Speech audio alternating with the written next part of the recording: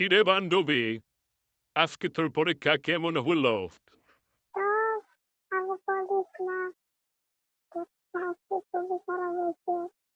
একটা স্যার খুবই খারাপ, খুবই রাগী। খালি খাতা পারে নিয়ে কেন? তুই কিছু পড়তেনি? আরে তো অন্যগুলো খাতা দেখছিলাম, তাই খাতা নিচে আমার। জানোস না, অন্যগুলা হাতে দেখা পড়ার। এই জন্য তো হাতে নিচ্ছস।